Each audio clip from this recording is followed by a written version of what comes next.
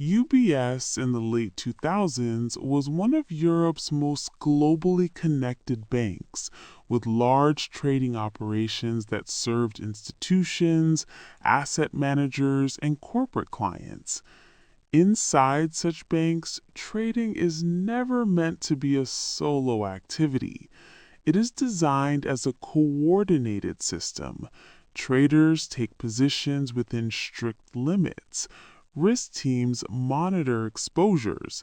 Operations teams confirm and reconcile trades. And managers are expected to challenge anything that looks inconsistent. When this system works, individual mistakes can be contained. When it weakens, one desk can quietly accumulate a level of exposure that leadership never intended. This case focuses on Kweku Adoboli, who worked in UBS's London investment bank on the Delta One area within global synthetic equities trading. Delta One desks typically deal with products designed to track market moves closely, such as index-linked exposure and exchange-traded fund-related activity, where the goal can include client facilitation, hedging, and market making. These instruments are not inherently unsafe. The risk emerges when a desk's activity becomes opaque, when limits are overridden in practice, or when a trader can create a picture of balance that is not supported by independent confirmation. Adoboli's background mattered in a way that is easy to overlook. Public reporting describes him as starting at UBS as a graduate trainee and spending time in operations before working on a trading desk. That kind of path is common. Banks often promote people who understand how trades are processed, but it can also create an asymmetry. A person who knows the plumbing of post-trade processes may understand where delays, temporary breaks, and routine exceptions occur.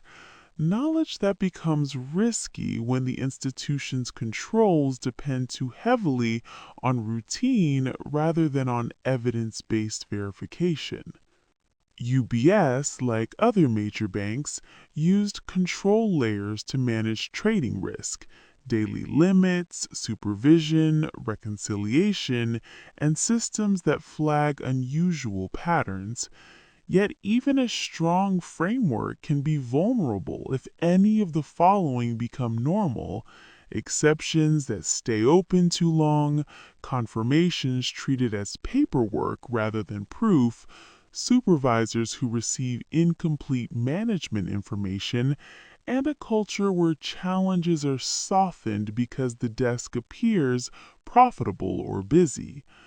A large organization can unintentionally reward speed and output while underinvesting in the quiet work of questioning and verifying.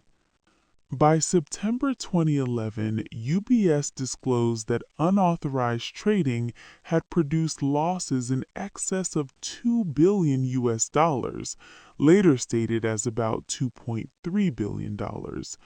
The size of the loss stunned markets, not only because it was large, but because it signaled a failure of internal visibility.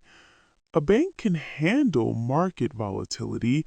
What it struggles to handle is discovering it was not seeing its own true position.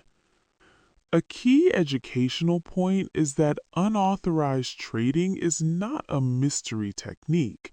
It is a governance failure. It means decisions were taken outside the agreed mandate, and the organization did not stop them quickly enough.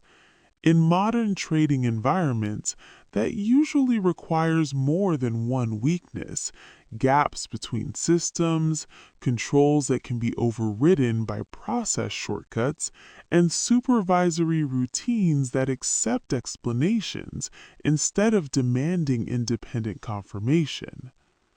As the story came out, it became clear that the incident would prompt broader questions about culture, monitoring, and oversight, not only about one person's actions.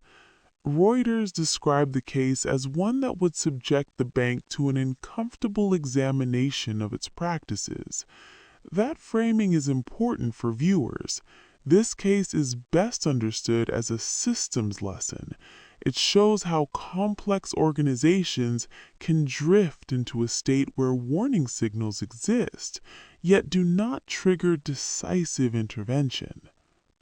In the next part, we'll look more closely at the mechanisms of oversight that are supposed to prevent unauthorized exposure: trade confirmation, reconciliation, supervisory alerts, and how ordinary operational noise can become a hiding place when exceptions are tolerated and escalation becomes hesitant. To understand how unauthorized exposure can grow inside a large bank, it helps to separate controls into three categories: preventative controls, limits and permissions; detective controls, alerts and reconciliations; and corrective controls, escalation and intervention. Many institutions have all three on paper. The challenge is making them effective in real time, under volume pressure and across multiple teams. Preventative controls include trading limits and permission structures. Limits are meant to be clear boundaries: how large a position can be, how much can be traded per day, what kinds of instruments are allowed, and what hedging or client justification is required. But a limit only protects the institution if it is enforced without negotiation. In practice, limits can be weakened if desks are allowed to rely on temporary classifications, internal offsets, or to-be-confirmed placeholders that make the position look smaller than it is. Detective controls are the organization's early warning system. They include reconciliation routines that compare what the trader believes they hold versus what the systems show, what counterparties confirm, and what cash and settlement movements imply. When these routines are fast and strict, they are powerful. When they become backlogged, they turn into administration. And when they become administration, the bank loses its ability to distinguish between normal friction and abnormal behavior.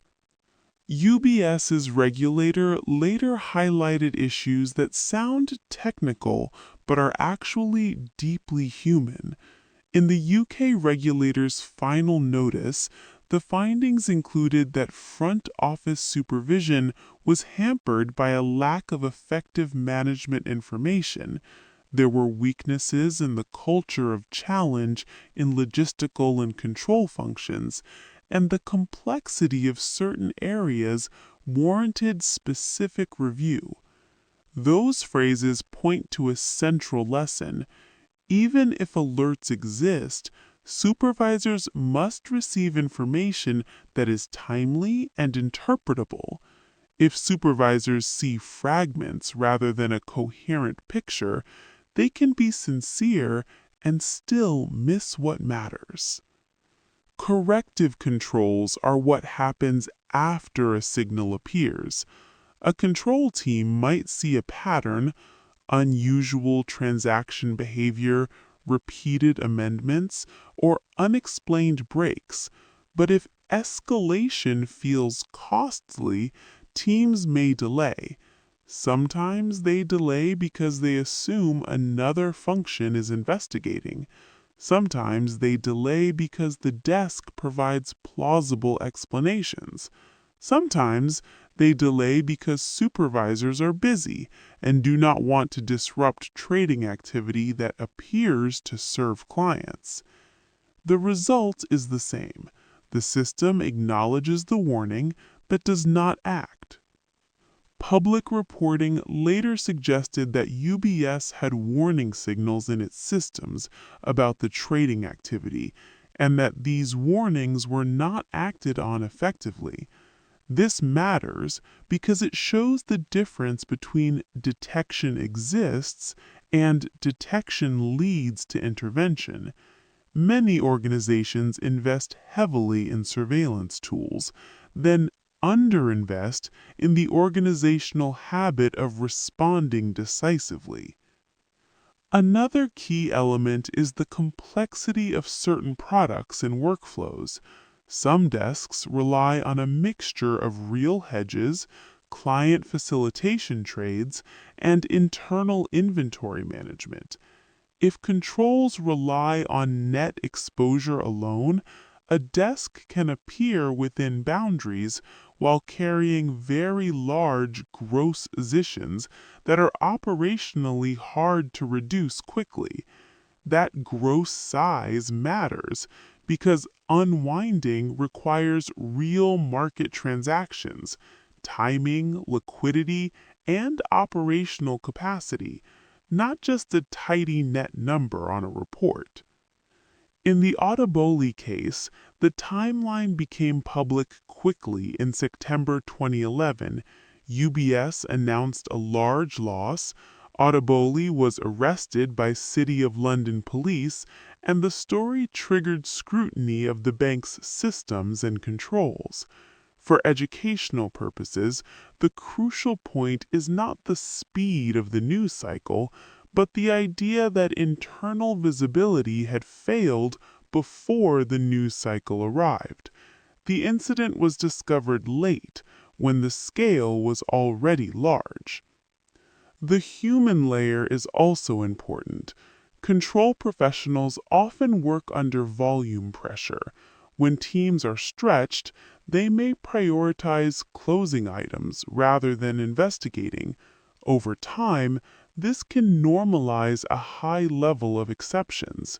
Once exceptions are normal, the organization becomes less sensitive to what exceptions might be telling it.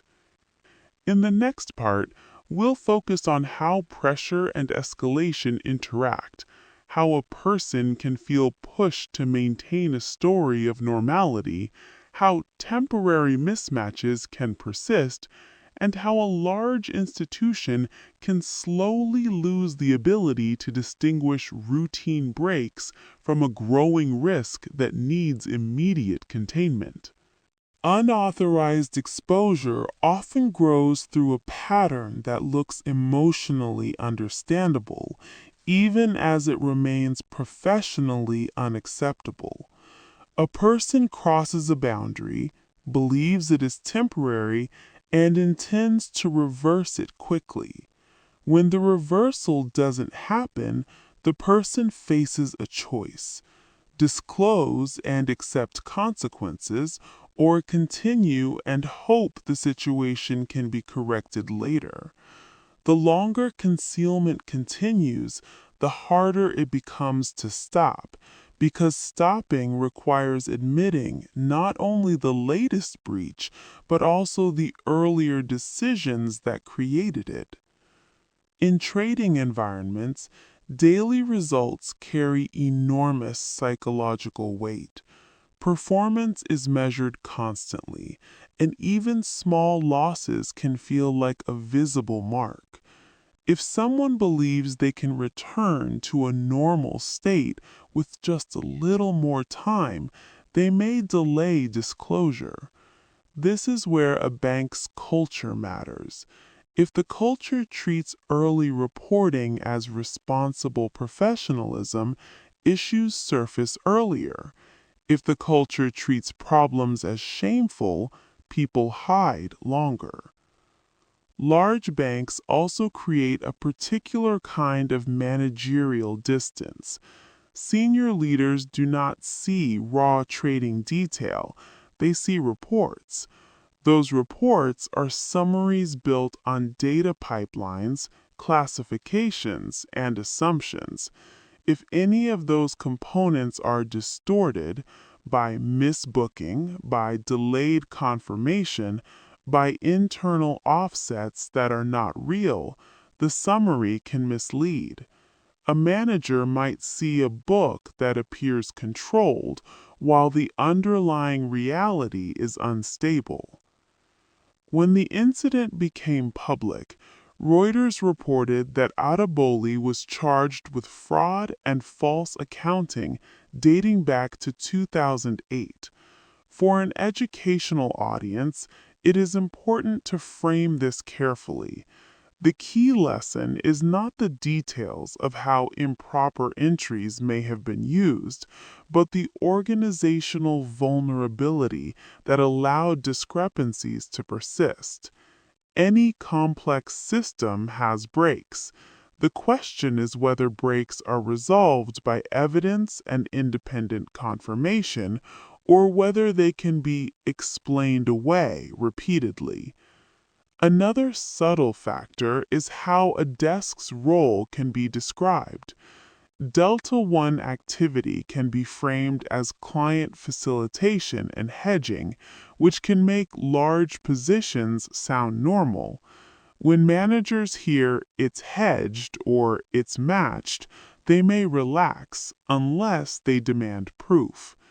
Proof means confirmations, reconciliation, and risk measures that align across independent systems. The turning point in many such cases is a moment when the story can no longer be maintained. In reporting about the UBS incident, it was widely noted that the bank's disclosure came after internal discovery, and that the loss figure increased as the bank assessed the situation, reaching about $2.3 billion. This reflects a common crisis pattern. Early estimates are uncertain because the organization is still reconstructing reality from incomplete or unreliable records. That reconstruction process is itself a sign of control weakness. A well-controlled desk can be measured quickly. A poorly controlled desk requires forensic rebuilding. Once senior management recognizes that exposure is larger than expected, urgency rises sharply. But urgency has a cost. It compresses decision-making time, increases operational workload, and raises the risk that the bank will unwind positions under less favorable market conditions. In other words, late discovery reduces optionality. If the bank had known earlier, it could have reduced exposure gradually and calmly. When it knows late, it must act quickly and under stress. This is also the stage where trust begins to erode internally. Control teams may feel they were not listened to. Supervisors may feel they did not receive the right information. Leadership may feel blindsided. In healthy institutions, these feelings are processed into reforms. In unhealthy institutions, they turn into blame without learning. In the next part, we'll examine what happens once a bank decides to unwind a large unauthorized position, why the process becomes both operational and strategic, how markets and liquidity shape outcomes, and how regulators evaluate not just the loss itself, but the bank's control environment that allowed the exposure to grow. When a bank discovers an unauthorized position, it immediately faces a practical challenge: how to reduce exposure without creating additional harm. This is rarely as simple as pressing a button. Large positions must be managed through real transactions, processed through systems, confirmed, reconciled, and supervised. Each step has operational risk, and the market environment can change rapidly while the bank is acting. UBS disclosed the incident in mid-September 2011, and the market reaction reflected the seriousness of a major bank admitting a large internal control failure. Reuters reported the announcement and later update to $2.3 billion, emphasizing the shock to markets and the likely strategic consequences. The significance here is not only the number, it is the admission that exposures existed beyond what the bank's leadership intended. In finance, that admission immediately raises questions from counterparties. Do we understand this institution's risk culture? Can we rely on its controls? Is its reporting trustworthy? Unwinding is a balancing act between speed and care. Acting quickly reduces the time the bank remains exposed to market movement. Acting carefully reduces operational mistakes and helps avoid compounding losses. The bank must also coordinate multiple teams, traders executing the reduction, risk managers monitoring intraday exposure, operations teams confirming and settling, and supervisors documenting decisions. If any of these teams are overloaded, the risk of new errors rises. Another educational detail is the difference between net and gross exposure. A desk might report a small net position while carrying large gross positions that offset each other only if everything behaves as expected. When the bank tries to unwind, gross size becomes central. Gross size determines how many transactions are needed, how much liquidity is required, and how sensitive the process is to timing. The larger the gross, the more fragile the unwind becomes. Regulators also evaluate the bank's response. They ask whether the bank had credible systems to detect unusual activity, whether the escalation path worked, and whether management acted quickly once they understood the facts. In the UBS case, the UK regulator later fined UBS and described serious weaknesses in systems and controls that allowed the losses to occur, with reporting noting a £30 million fine. This matters because regulators are not only punishing a past incident, they are signaling to the industry that control environments must be robust enough to prevent a single desk from creating extreme exposure. The regulator's language around supervision and the culture of challenge is especially instructive. A culture of challenge means control functions are expected to question the front office and to be heard. If a control team sees inconsistencies but feels discouraged from pushing, the institution loses one of its most important defenses. This stage also brings leadership accountability into view. In the broader public narrative, senior changes followed the incident, including a high-profile resignation at UBS. Regardless of how individual decisions are judged, the institutional lesson is that governance failures do not stay local. They rise to the highest level because they threaten the bank's reputation and stability. For an educational documentary approach, the main takeaway is that unauthorized exposure is expensive in three ways: financial loss, operational stress during unwind, and reputational damage that affects relationships long after the positions are closed. The loss is the visible part.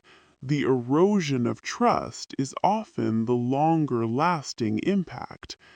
In the next part, we'll look at the legal and accountability phase, how the case was argued, what the conviction signaled, and what it revealed about the difference between a bank's formal rules and its lived reality inside a high pressure trading environment. After a major control failure becomes public, the story moves into formal accountability. That phase includes internal investigations, regulatory review, and in some cases, criminal proceedings. It is tempting for the public to treat this as the main story, but from a learning perspective, it is better seen as a mirror. The courtroom reflects what the institution's controls failed to prevent. In the UBS case, Reuters and other outlets described how Adoboli faced trial in London over the losses, with the proceedings examining the bank's culture and practices. The cultural dimension is important because it shows that unauthorized exposure is rarely only about rules. It is also about how those rules are enforced, how exceptions are handled, and whether managers and control functions have the authority and the habit of stopping activity when something doesn't make sense. Public records also show that Adoboli was ultimately convicted of fraud in November 2012 and sentenced to a prison term, while being found not guilty on some other charges reported at the time. For an educational audience, the point is not the drama of the verdict. The point is what the verdict implies, that the boundary between permitted and non permitted activity matters, and that misrepresenting positions to an employer is treated as a serious breach of trust. The period after the incident also brought regulatory consequences. The UK regulator's final notice described failures related to supervision and challenge culture, indicating the institution had to improve the way information reached supervisors and how control functions engaged with the front office. This reinforces a core lesson. A bank can have talented people and still be unsafe if its information flow is weak. Risk is not only about what people do, it is about what leaders can see and understand in time to act. Another revealing development came later when Britain's regulator banned a former senior UBS trader for failing to raise concerns about Adoboli's activity, according to Reuters reporting. This adds a critical layer to the educational story. Institutions depend on escalation. If people who notice anomalies do not escalate, or if they feel escalation is unwanted, the system fails. Regulators, in turn, signal that not escalating can itself be treated as a serious professional failure.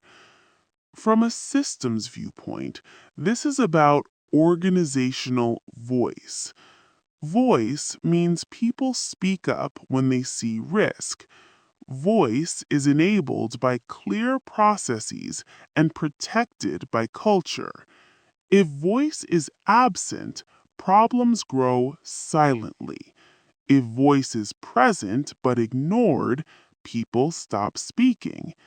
Either way, risk becomes invisible until it is large. The aftermath also highlights the psychological dimension. Once the incident becomes public, everyone searches for a simple explanation. But the real explanation is usually complex: overlapping control weaknesses, delayed reconciliation, incomplete supervisory information, and cultural factors that reduce challenge.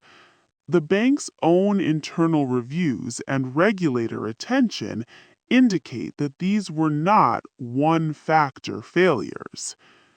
For viewers, the practical learning is this: in any organization, the most dangerous situation is when performance pressure and operational complexity combine with a reluctance to challenge. A high pressure environment can make people accept good enough answers, but risk management requires evidence, not reassurance. In the final part, we'll translate this case into durable lessons: what strong limit governance looks like, how to design exception handling that actually protects the firm, and how a culture of challenge can be built so that warning signs trigger action early, long before a bank is forced into urgent crisis response. The UBS Kweku Adoboli case remains a powerful teaching example because it combines three realities of modern finance. Leverage can magnify exposure quickly, complex operations create routine exceptions, and human organizations sometimes prefer smooth narratives over difficult questions. The best way to honor the lesson is to describe what would have made the incident harder to occur and easier to detect early. First, limits must be enforced in ways that are difficult to bypass through interpretation. A limit is not just a number, it is a decision rule. When a threshold is crossed, there must be an automatic, documented response: reduction of exposure, review by independent risk, and explicit managerial sign off supported by evidence. If limit breaches can be explained informally or netted away without proof, limits become symbolic. Second, exception management should be treated as a risk signal, not as a clerical backlog. High quality exception handling has three elements: clear ownership, strict time horizons, and pattern review. If an exception remains open beyond a defined window, escalation should be mandatory. If the same desk or individual generates repeated exceptions, that pattern should trigger a structured review. Regulators later pointed to the importance of strengthening supervision and the culture of challenge, which aligns directly with this principle. Third, supervisors need effective management information. It is not enough to give managers more data. The data must be coherent and actionable. A manager should be able to see how exposures arise, how they are hedged, and whether confirmations and reconciliations support the story. The regulator's language about supervision being hampered by lack of effective information highlights how central this is. Fourth, culture matters as much as tooling. A culture of challenge means control functions can question front office activity without social penalties. It also means escalation is valued. The later regulatory action reported by Reuters, banning a senior trader for not raising concerns, underscores that speaking up is part of professional responsibility, not an optional personal choice. Fifth, incident response should be designed in advance. Once a bank discovers a large exposure, it loses time and optionality. It must unwind under pressure, which increases both market and operational risk. The public disclosure of a loss around $2.3 billion illustrates how late visibility can translate into extreme consequences. Finally, the case teaches a broader organizational lesson beyond banking. Complex systems drift when routine exceptions are tolerated and when performance success reduces scrutiny. The safest moment to strengthen controls is when things appear calm and profitable, because that is when the organization still has time to improve without crisis pressure. In the end, the UBS case is not most useful as a headline about one person. It is most useful as a blueprint for resilience, enforceable limits, evidence based verification, disciplined exception handling, and a culture where challenge is respected. When these elements are present, problems surface early, are corrected calmly, and never grow large enough to threaten the institution's stability or trust.